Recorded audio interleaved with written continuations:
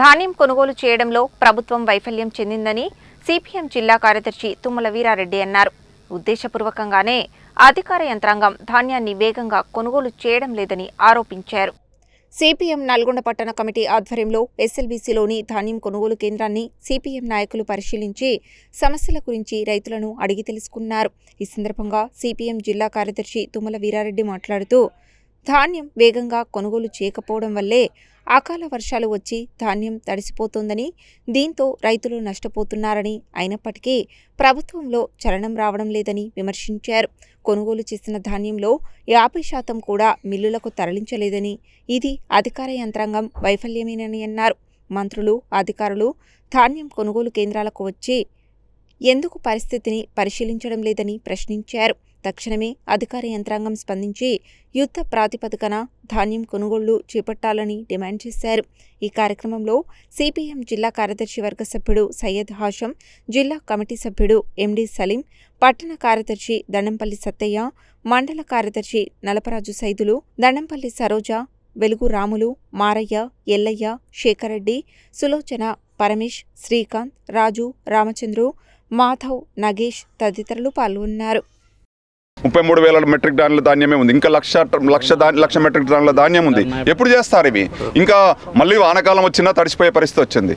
ఈ రకంగా ప్రభుత్వం నిర్లక్ష్యం వల్లనే ఇది రాజకీయంగా మారుతుంది. దీని ఉద్దేశపూర్వకంగా వాయిదాలు రైతుల మీద దగా చేస్తున్నారు. మీరు ఎందుకు కొనుగోలు చేయట్లేదు? ఈ రకంగా చర్యలు తీసుకోకపోతే రైతులు నిలువున ముంచేస్తున్నారు. మీరు ఇది తప్పు. ఇప్పటికైనా అది కలెక్టర్ గారు రోజు మాట్లాడుతున్నారు, మేము యుద్ధ ప్రాతిపదికగా ఉంటున్నాం. ఎక్కడ మీరు రండి చూపిస్తాం. రైతుల పరిస్థితి చూస్తే చాలా లిఫ్ట్ చేయక రోజు దీని చుట్టూ తిరుగుతున్నారు. అందుకని సీరియస్గా ప్రభుత్వం కనుక స్పందించడం లేదు, ఇక్కడ అధికారులు స్పందించడం లేదు. కాబట్టి రైతాంగంతో మేము ఈరోజు కల్లాలలో తిరుగుతూ ఇక్కడ పెద్ద ఎత్తున నిరసన వ్యక్తం చేస్తాం. 11వ తారీఖు నాడు కలెక్టర్ ఆఫీస్ ముందు ధర్నా చేస్తాం. చర్యలు తీసుకోకపోతే ఎక్కడికక్కడ మీ మీద ఒత్తిడి తీసుకొచ్చి కొనుగోలు చేసే విధంగా రైతులు కూడా ముందుకు వస్తారని చెప్పేసి తెలియజేస్తాం. అట్లనే ఏదైతే మిల్లుల కాడికి పోయినప్పుడు కొన్ని మిల్లులు బంద్ అయ్యి ఇప్పుడు పోయిన మిల్ల కాడికి 42 వేసినా కూడా మళ్ళీ తరుగు పేరుతోటి 15-20 బస్తాలు కూడా రైతులకు మోసం జరుగుతుంది. తూకాల పేరు కాడ కూడా అట్టే జరుగుతుంది. సీరియల్ కాడ కూడా ఇబ్బంది జరుగుతుంది. అధికారులు మాత్రం చేతులు ఎత్తేసినట్టు పరిస్థితి ఉన్నది. మరి మంత్రులు ఎక్కడ ఉంటుర్రో అర్థమవుతలేదు. మంత్రులు కూర్చొని సమీక్ష చేసి జిల్లాకు సంబంధించిన సివిల్ సప్లై మంత్రి గారు మరి ఎడ కనబడతలేరు. అసలు ఈ సమీక్ష జరగలేదు. అసలు ఈ 5 ఏళ్లలో ఇంత అన్యాయం ఎప్పుడు జరగలేదు రైతాంగానికి. ఈ కల్లాల మీద కానీ, మోసాలు కానీ, లారీలు కానీ, అసలు కొన్ని డబ్బులు ఇస్తే లారీలో వచ్చి తీసుకొచ్చి రైతులు ఏంటంటే దిక్కులేని పరిస్థితుల్లో కాలం నెత్తి మీదకి వస్తుంది. ఇప్పటికీ 40 రోజులైంది కల్లాల మీద పెట్టినా కూడా ఆ లారీలు తీసుకొస్తే ఆ సీరియల్ తప్పి కూడా తీసుకోవాల పరిస్థితి వస్తున్నది. ఆడికి పోయిన తర్వాత కటింగ్ జరుగుతుంది.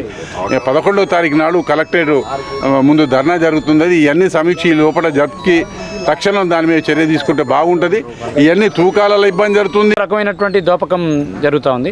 రెండోది, ఇక్కడి నుంచి పోయిన తర్వాత మిల్లర్లు, తర్వాత ఇక్కడ కొనుగోలుదారులు ఇద్దరు కూడా జాయింట్ కుమ్మక్కయి ఒక్కొక్క క్వింటాకి 2 నుంచి 3 కేజీల సంబంధించినటువంటి ధాన్యాన్ని తరుగు రూపంలో తీస్తున్నారు.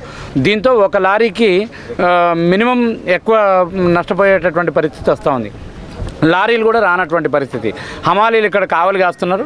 లారీ వస్తే ఎత్తుదామని చెప్పని కాంటా పెట్టినటువంటి ధాన్యం లిఫ్ట్ కావట్లేదు. లిఫ్ట్ అయినటువంటి ధాన్యం దిగుమతి కావట్లేదు. దిగుమతి అయినటువంటి దానికి సంబంధించినటువంటి ట్రక్ షీట్స్ రావట్లేదు.